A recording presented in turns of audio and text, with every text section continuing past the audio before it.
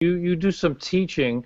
You three young women are role models for other women who see you performing. They see what dynamic people you are, and maybe they say, "Gee, I'd like to do that."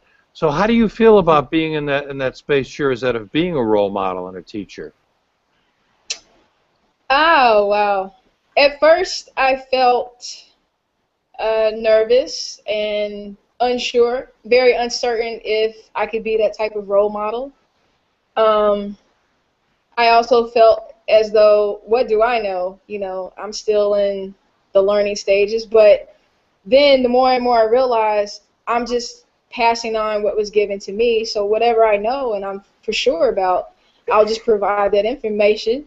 And every day, musically, we're always growing and learning. So I feel great about being in that position to be a mentor and to help others, you know, or if there's anything that I can give, like I'm definitely willing to give. And if I don't know the answer, I'll be the first one to say, hey, you know what? I don't know that. Let's figure it out together, or let's go find the resource. Because in this day and age, with so many resources out here, there's no reason to be in the dark about anything. Yeah.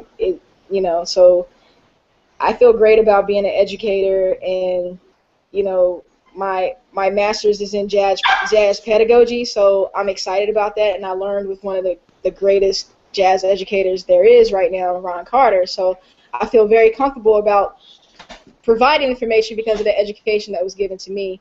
And we do it a lot. We've been educating through jazz at the Lincoln Center lately to young kids, and I mentor to older women. I have had a lot of older women come to me and say, hey, you know, when I was in band, when I was, you know, in middle school, I wanted to play the drums, but I was told it wasn't, you know, not quite the feminine instrument, so I was placed on flute or, you know, some type of softer instrument. I don't know what that means, but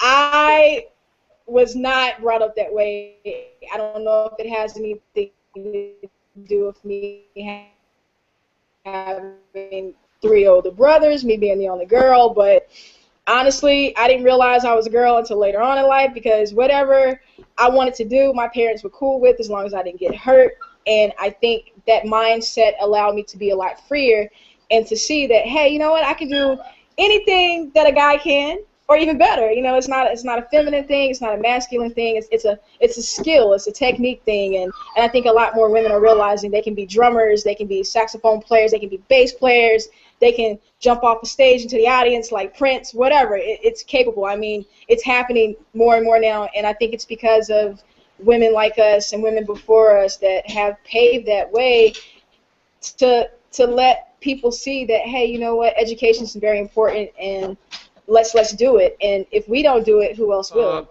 Mimi, I wanted to ask you. You've been around the scene for a while here. Do you find that these traditional roles of Shirazette alluded to the fact of, well, it's not so feminine to play the drums or perhaps the trombone. Do you find those things are breaking down, and do you find that women who can play are being more accepted in traditional jazz circles? Oh, most definitely. I think I was brought in at a time when it was, you know, a little bit easier than, say, like Jerry Allen or something like that. I got, you know, when I started playing, people would always say, "Oh, you sound great for a woman. Wow, it's a woman bassist." You know, I get that. I mean, we get that. I got that yesterday. You know, it's still happening. But I can't really imagine when there, you know, when back in the day when maybe where Mary Lou Williams was trying to do this, and I mean, there were tons of women doing it, but you don't even get that much footage, you know, to see them, you know. Sweethearts of Rhythm. This year we did this concert with Terry Lynn Carrington down at the Howard Theater. Howard Theater. Yeah. And we did a whole tribute to like the big band era with women. The women, we were wait, I'm getting tongue-tied here. We were presenting 3 songs that were based on what those songs written by these women and the arrangements that they did. And they were so swinging, I mean, hard hitting. And Yeah. it was a pleasure. But just thinking about like what they went through based on, you know, versus what I go through today, I feel like it's nothing. I feel like we have made a lot of headway with this, but we have a ways to go. Um, we were having this conversation the other night because we played with Ralph Peterson in Boston, and we were sitting there telling different stories. The band was made up of Tia Fuller on alto, Arnetta Johnson on trumpet, Shami Royston on the keys, myself, and Camille Thurman. And one of the girls was saying, yeah, some guy came up to me and said, well, you know, isn't it harder for you because you're a woman, because, you know, for your lungs, breathing a trombone or something like that, your lungs are smaller, so you have less air to come out. And, you know, we were like, are you serious? And she was like, you know, people in their mind, it's like they still believe this, you know. I still Yeah. do. And the only thing we can do is, first of all, number one, and this really goes out to the ladies, don't become bitter about it. Because what happened to me when I first started was I was overplaying to try to compensate for being a girl. But that's the wrong thing to do. This music is spiritual. Whatever gift you've been given, it's going to come through you. So you just need to be you. You need to relax into whatever your sound is and whatever your personality is and allow it to come through. Number 2, just shed your butt off. Like Camille said, no matter what, you want to always have time, make time to put into your instrument and put into your craft.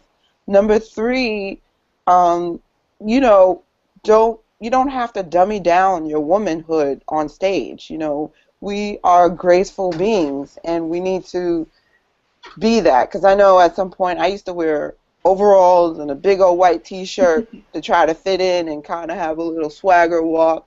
You don't need that. You know, just be a woman. We're still educating people today that, yes, women can do this. A guy asked me on the street, I was pushing the bass, and he's like, oh, you carrying that for your boyfriend? That's so nice.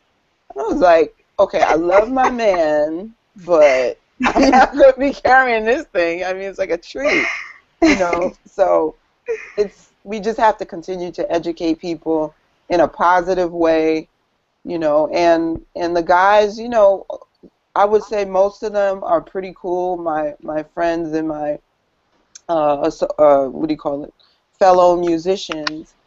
But there is a bit of a guys club sometimes, and it's not. I was told it's not that they don't, you know, it's not that they feel bad about us, but they just forget, you know, because people hire the people that they hang out with. They hire people that are in the know. So with hot tone music, one of the goals is, because it's not just for women, but I am putting an emphasis on making sure that the women who are hitting, and really want to be out here doing this get some exposure, you know, and their craft is seen in public. So that way, people like Ralph Peterson will go, oh, wow, Camille Thurman, yeah, you sound great, come on up and play, you know, and people will see myself and Shirazette and be interested in using us in their collaborations or, you know, projects. Let me follow-up question, Mimi. Do you think it's an age thing? Do you think the older musicians have difficulty adjusting, and the younger ones who've come up in a different world are more likely to accept you? Repeat your question. Is it kind of an age thing? In other words, the older musicians who remember the way it was when there was just Melba Liston and Mary Lou Williams and Patty Bone and just really a few women who could play, as opposed to now, the young musicians who are coming out of Berkeley and North Texas and developing on their own, women are part of the scene. Are younger musicians more likely to accept you than older musicians? Well, one thing I want to say is back in the day, there were a lot of great women playing, but I just don't think that they were as visible as the men. But I would say, you know, today, if you are bad, if you are like just going in on your instrument, you will get noticed. I don't know. I don't think it's an age thing so much, you know, that people will call you or they won't. I think if you are capable of really handling the job, they'll definitely notice you, and most people will give you a call. It's kind of like once you get there, what happens? You know, the dialogue that happens. It's like, you know, I always make this joke. It's like when you have a white person and they'll say, "Yeah, I have like 3 black friends. I like black people." You know, so you get that. It's like, okay, so you know, there's still like a breakdown that they don't understand that we're all just people, and that's the whole thing. We're all musicians. It's not so much women, female. I keep hearing that thing. You know, yes, we are females, but we want to get to the point where it's like, that's not why we got called. Yeah. You know, Well, we got called based on our... Camille. Could I interject real quickly?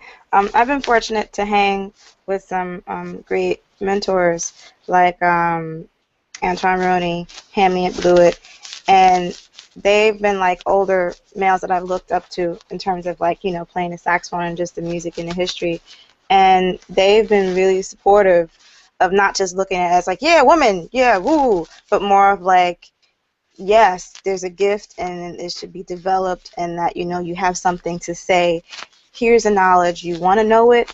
Let's hang. Let's talk. And then also the younger people, they've been, you know, coming together too. Like we've, Shirazette mentioned that we've had the pleasure of working with Lincoln Center and going out to schools and educating them about the music and about the history.